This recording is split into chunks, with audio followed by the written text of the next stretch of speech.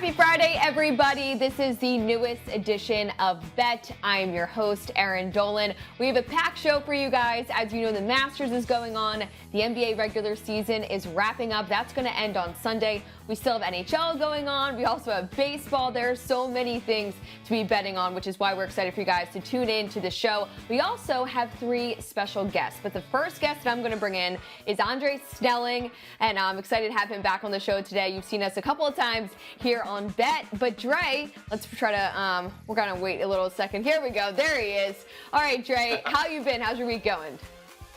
My week is going great. I know you can't tell with my background. I'm sitting on the balcony of my hotel in a place that's soon to be near and dear to your heart. I'm sitting here in Aruba, got the beach off to my right, but when we tried to show it, the sun blew me out. So I've got a sneak preview for what you'll be seeing at this time next week.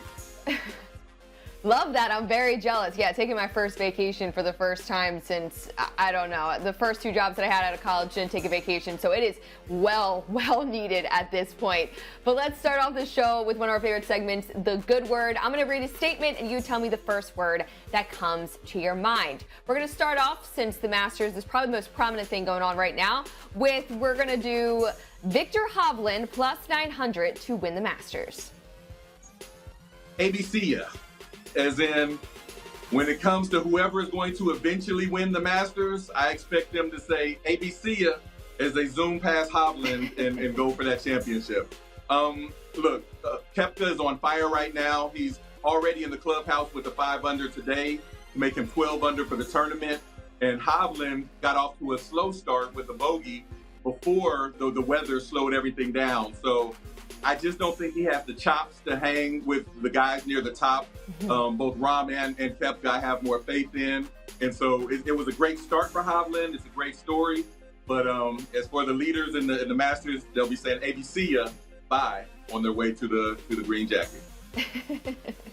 I like it. The best part about looking at your shot is you can kind of see in the glass behind you what the ocean is looking like in Aruba.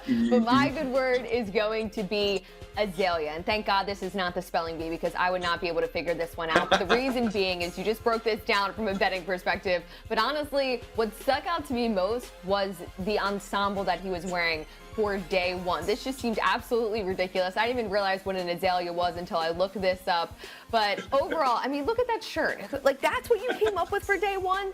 That's what you came up with? I'm just not digging it. I mean, he had a bogey-free 65 in the first round of the Masters on Thursday, which was also the first time breaking 70 in a competition at Augusta National, and the lowest round he's ever had playing in a major. That's all good and dandy, and this was supposedly to represent the Augusta's 13th hole, but overall, not my favorite. Let's continue on here. I'm going to read another statement for you. You give me the good word. Cavs beat the Knicks 4-2. You can get this at plus 475.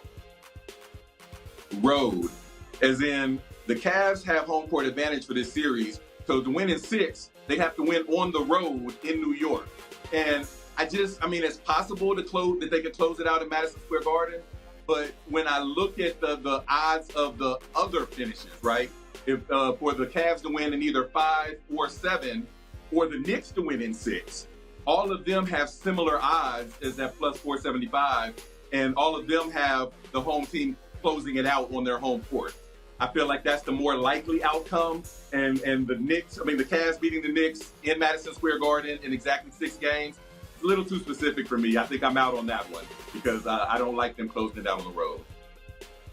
I do think that is a really good word for this one. I'm going to say value, which feels like kind of a sellout type thing, but I do think that this game just smells like a 6 or 7 game series. So I do think there's value if you want to bet this to end in 6 or for this to end in 7. But the reason being is we've seen how these teams play during the regular season, and the Knicks actually were up on them. They actually won 3 of the 4 games that they have played. And I want to mention the last game that they played against each other because it really stood out to me. Jalen Brunson, he had 48 points in that game. What's most important about that game is the fact that he went against the team with the #1 defensive rating. So we know he can put up a ton of points, but in that same game, Donovan Mitchell, he went for 42. His last 4 games, Donovan Mitchell has had over 40 points scored. This is going to be a tight, competitive game. And you make a great point that that win would have to be on the road, and that is difficult. But I still find that there is value because I do think the Cavs overall are the better team offensively and on defense. But the Knicks could make a run. This finally feels like their shot, and I know New York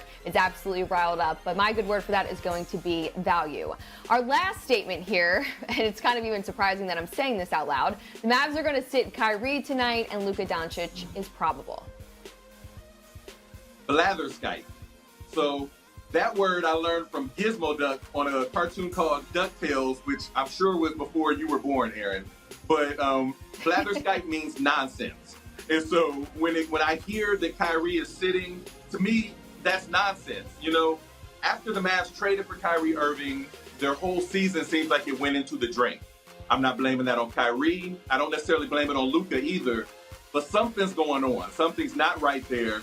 And unless one of their legs are about to fall off, with there only being 2 games left, both of them must win. For either of them to sit either of these last 2 games, to me, sounds like a bunch of blatherskite. I mean, that is just some type of word. I've never heard that in my life. I went for a very easier one more digestible for the consumers, and that's going to be confusing. This situation all around doesn't make a whole lot of sense. I was really surprised by it today. Not to mention, Kyrie Irving has been really big for this team, especially in the fourth quarter as of late. He's been averaging 14 points in the fourth quarter. The Mavs in their recent games have been starting out slow, but they pick it up in the third and fourth quarter because they know that these were must-win games. So to see that Kyrie is sitting this one out, Luka probable, it feels like they're just throwing away the season. I don't really understand it. I've never really understood this trade in general because I do think Dallas took such a hit on defense. But all around, I feel like a lot of people are scratching their heads wondering what is going on with this team? Why are they doing this? And I don't know. All around, it is confusing.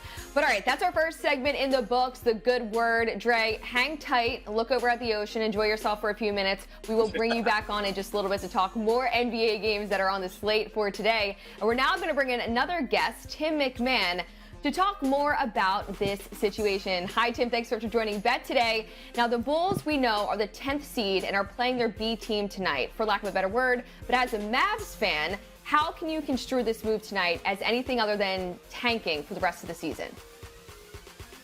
You can't. That's exactly what they're doing. This is a transparent tank job. It's real simple. The Mavericks don't control their own destiny to get in the play-in, despite what Luka Doncic clearly stated he wants, which is as long as you got a chance, keep fighting, keep competing. They're essentially pulling the plug around him. And it comes down to this. The Mavericks have a top 10 protected pick that they owe the New York Knicks. That's the last payment on the Kristaps Porzingis trade. Oops. And so the worst case scenario for the Mavericks isn't missing the play-in. It's missing the play-in and then having to give up 11 or 12. Right now, they are tied with the Bulls for the 10th best lottery odds. The Mavericks want to break their tie and be alone in 10. And listen, I'm not going to sit here and tell you that this is an honorable thing to do or that Luka's going to love it, but there is logic behind it. It's a bad situation, and the Mavericks are concerned about the worst-case scenario.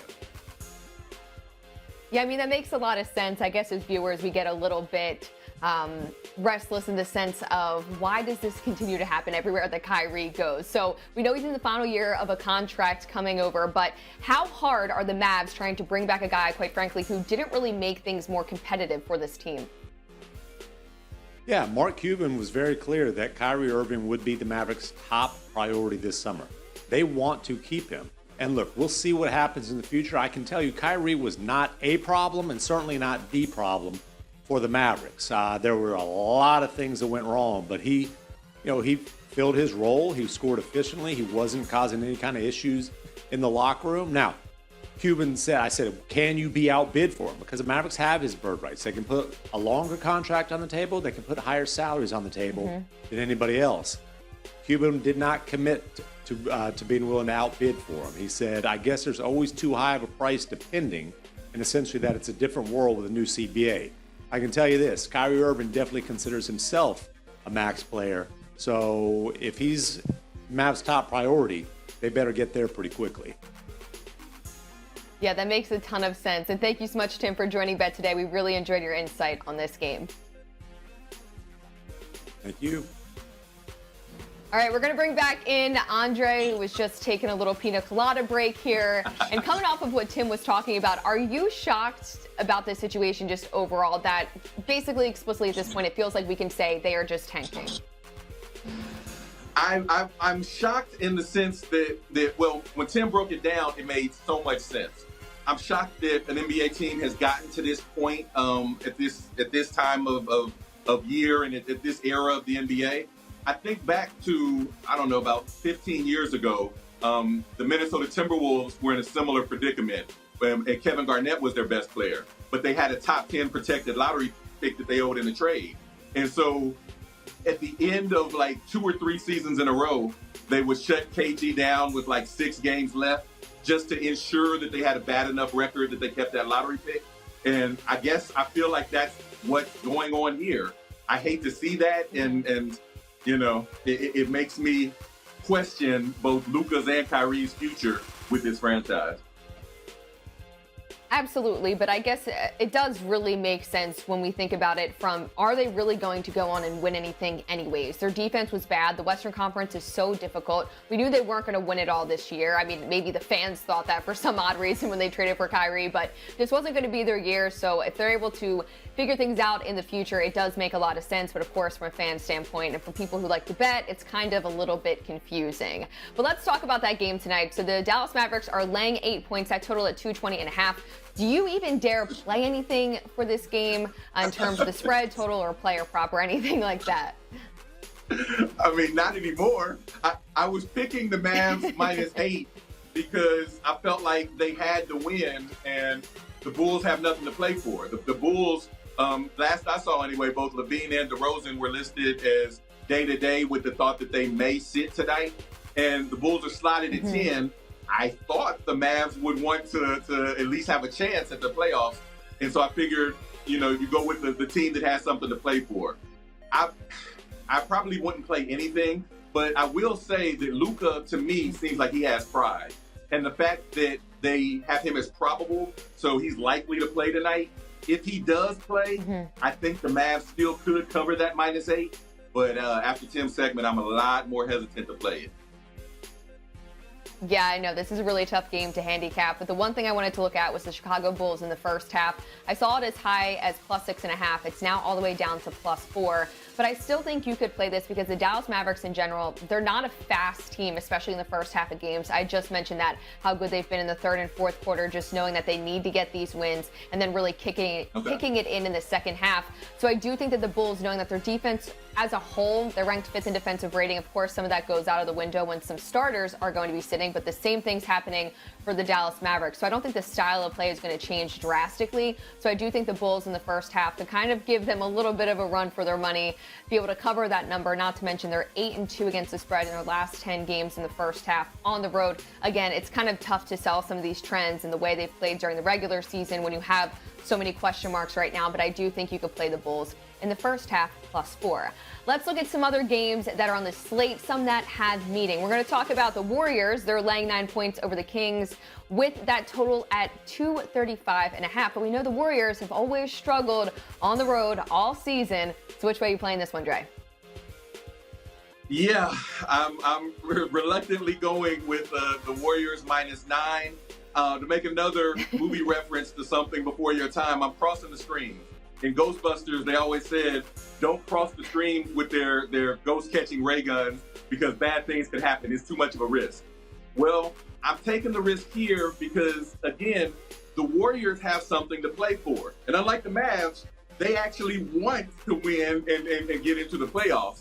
And the Kings have nothing to play for. They're slotted at the 3 seed, and a whopping 8 of their rotation players were listed as either game time decisions or out for tonight. It's not for certain, but it certainly looks like they could sit pretty much their whole team. And so I feel like the Warriors, they have to win and they have to be ramping up for the postseason. So playing against what I expect to be the Kings B team, I'll take the Warriors. I'll give the points reluctantly. Absolutely. The Warriors need to win this one. They know that. I, like you, if I had to play this, I guess you would lay the points with the Golden State Warriors. I just am always a little bit cautious in terms of them covering because they've been so bad on the road, let alone so bad at covering on the road as well. So maybe look at the first half line for Golden State. But overall, if I had to give you one solid answer, this is going to be my Erin on the side of caution game, just because there are just certain situations with these games. It is just way too difficult to handicap. Maybe you want to live bet during the games. I would recommend doing that rather than trying to figure out and be in the minds of these coaches that aren't sure who they are going to start, not start. And we've seen all this week, there's times where player props are up all day and then 10 minutes before it's like, nope, actually that player is not going to play and we're going to do X, Y, and Z. That has happened to me and I've been burnt on that this week, giving out picks on daily wagers. So always proceed with caution, but that's the one game that I am going to err on the side of caution. But I'm going to play it in a different way, a little bit of a different way, which I'll talk about in a minute after we get Dre's pick on this Suns-Lakers game. How you playing this one with basically the entire Suns roster sitting out? Yeah, I mean, the last number I saw was the Lakers minus 13. I had them at minus 11. Minus 13 was just too far. I'm going Anthony Davis over 25.5 points. The Lakers have to win it. They had a crushing loss to the Clippers in a game where they could have essentially guaranteed themselves a playoff spot. They have to win. They're trying their best to sneak into the playoffs or at least keep a high seed in the play-in game. Anthony Davis only had 17 the other night.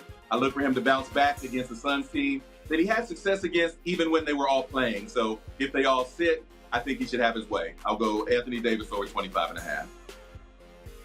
All right, now desperate times call for desperate measures, and I always tell people don't be betting parlays for one, don't be betting money line parlays for one, but we are in a desperate time. So Lakers have something to play for, the Golden State Warriors have something to play for, as well as the Pelicans who are playing against the New York Knicks. Now these are all heavy favorites, but if you combine them together, you can get it at minus 132. Earlier this morning, you can get it at plus 100. So it is kind of getting a little bit juicy. I wouldn't go any higher than minus 132, but I do think this is one of those spots, instead of playing the spread, you can combine these teams in a money line parlay, which again, I'm not a big fan of parlays, not a big fan of money line parlays, but desperate times, desperate measures. This is very difficult slate to handicap altogether. So go with teams that are actually needing to fight for something, especially towards seeding for the Eastern and Western Conference.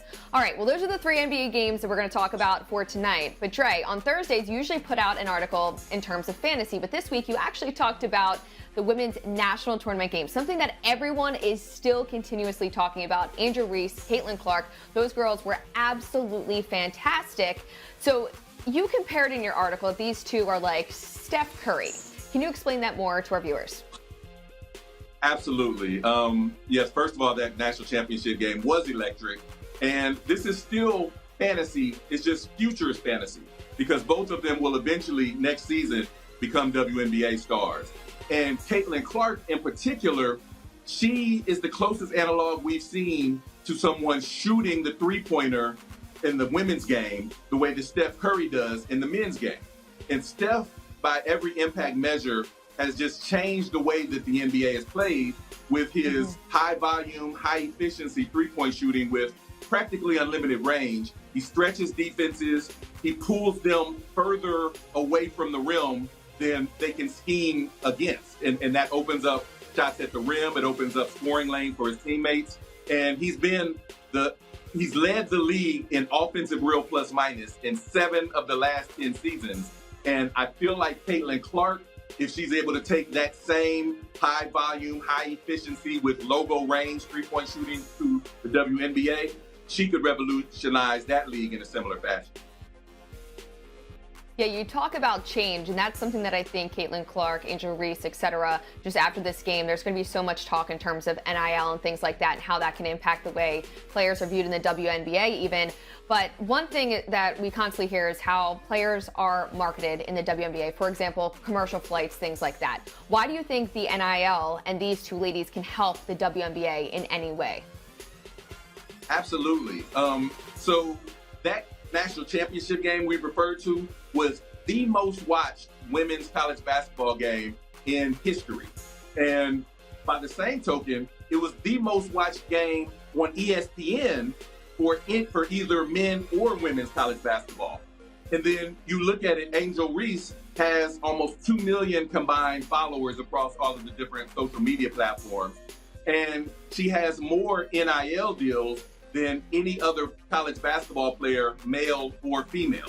So when you put that all together, and then honestly, just a personal note, I tweeted about the officiating during that championship game, and it went viral. Like, there are a lot of people that are really paying attention and really care about what both of these two stars are doing and what they bring to the table. And so when they do make that transition to the WNBA, all of those people, all of those eyes come with them. And yes, I think it helps the league. It helps lift the league to where it needs to get to from both an attention and an advertising and marketing standpoint.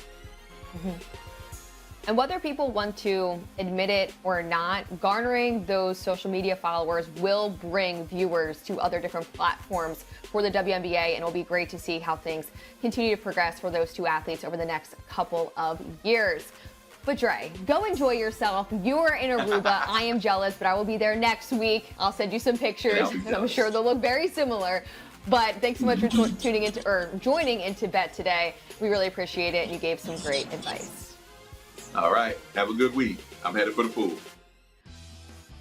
I'm so jealous. All right, now we're going to bring in Buster Olney to talk about the MLB. We had you on last week to talk about some futures and things like that, but this week we want to talk about some of the changes. So, for example, overs in Major League Baseball through the last night are hitting 55%, and the average time of a game is 2 hours and 38 minutes.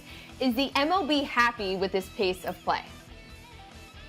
Erin, they absolutely love it. Look, I've been among those who ripped Major League Baseball for a lot of issues over the last 10 years, 20 years. But when it comes to the changes they've implemented this year, it looks like they got exactly what they were hoping for, and that was a shorter game, a better product, a better pace of action. And in talking with players, yes, there are some guys who are still trying to make adjustments. Pitchers like Erin, for example. We had Bryce Harper on Sunday Night Baseball. He mentioned that maybe the players will take the game back, implying that maybe they were trying to get away from these rules. But a lot of players love the rules. A lot of staffers love the rules. Robbie Grossman of the Texas Rangers said to Carl Ravitch and I the other day that at the end of the year, the players will appreciate games that are 25 or 30 minutes shorter. That means 25 or 30 minutes where the players are off their feet over the course of 162 games. So far this year, more action, shorter games, exactly what they're hoping for. And it makes a ton of sense, but the one thing that's kind of hard to gauge is the pitching clock. And we've seen players, for example, like Shohei Ohtani, he violated the pitch clock both as a batter and as a pitcher, and it's only been 1 week. So what is the prevailing thought that you've heard on the pitch clock for both pitchers and hitters?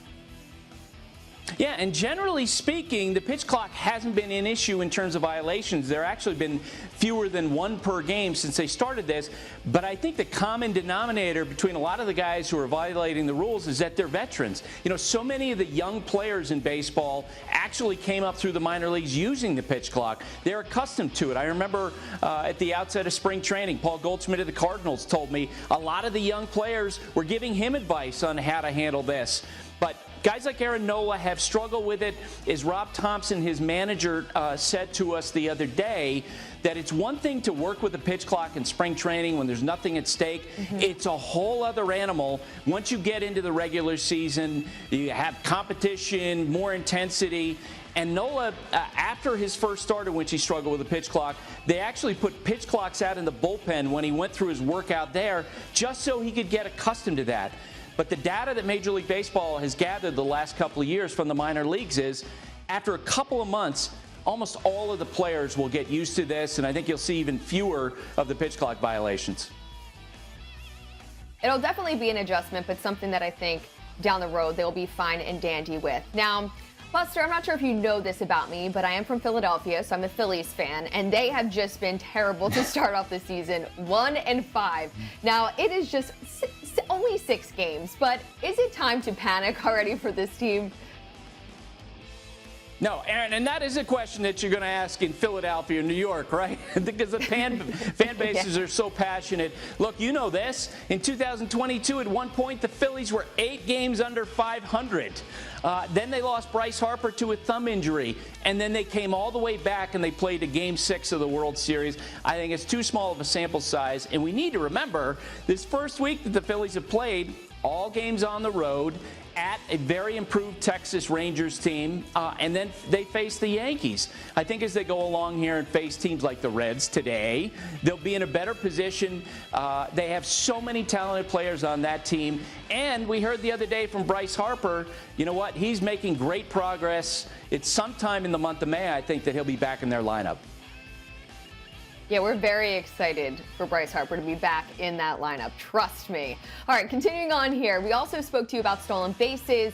Would they be up for the year? Now, we know a couple of guys, they have 5, which means that we are looking at 75 stolen bases by at least one person. Do you think it's the size of the base or the lack of engagements that is getting guys to take off? It's a lack of engagements. The pitchers, of course, this year can only throw to first base a maximum of third time, and if they don't catch the runner third time, then they're charged with a balk. And what you're seeing a lot of base runners do is, once the pitcher has had 2 disengagements, they're almost treating that the way that runners have used a 3-2 count. They're going no matter what. Ronald Acuna Jr. of the Braves is one of those examples.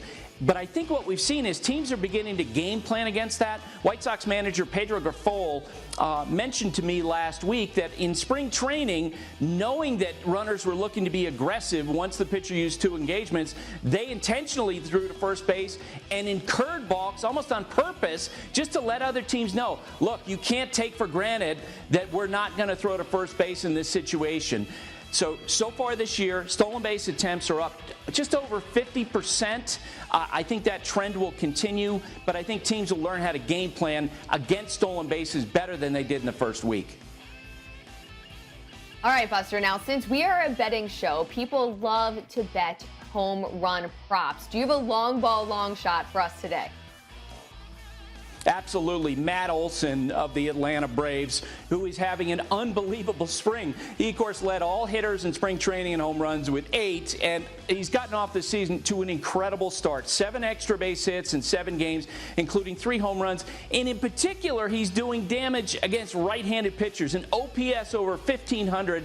Tonight, he faces right-hander Nick Martinez of the San Diego Padres, who's generally speaking a sinker ball pitcher. But I think the way Olson's going, I'm riding that momentum. He made changes coming into this season with his swing. He's much more in an athletic position, bent over a little bit more. Last year he was more upright, and he's getting to fastballs in a way that he didn't last year. He's absolutely crushing, and it does seem like the National League MVP race could come down to Matt Olson and maybe his teammate Ronald Acuna Jr. Those 2 guys doing so much damage in the 1 and 2 spots. I say Olson goes deep tonight. I like it. Our viewers always love those long ball, long shots. So thank you so much, Buster, for joining our show today. We really appreciate it, and we hope you have a great weekend. You too, Erin. All right, guys. Well, now it is time for our last segment called Before I Let You Go. Now, you might be thinking that I'm going to deep dive into the Masters or maybe, wrap up the NBA regular season, things like that. But we're actually going to talk about the NFL. I know we are 5 months out, but player props are now starting to be posted for some players. I'm talking Patrick Mahomes, Joe Burrow, Jalen Hurts, Josh Allen. You can deep dive onto Caesars right now and find some of these numbers. But one that stuck out to me is, of course, Patrick Mahomes and his passing yards prop, which is currently listed on Caesars at 4,650 and a half. Now, last season, he threw for over 5,200 passing yards. This guy is unbelievable. He's hit over this mark in the last 3 seasons. And the one thing about Patrick Mahomes is he's very reliable, okay? This guy has been relatively healthy since 2018. We also know he just has a plethora of wide receivers that he can throw to. And also tight ends, obviously. Travis Kelce, that guy is just unbelievable. And obviously we know they're coming off an impeccable season in which they beat my Philadelphia Eagles, but we won't get into that.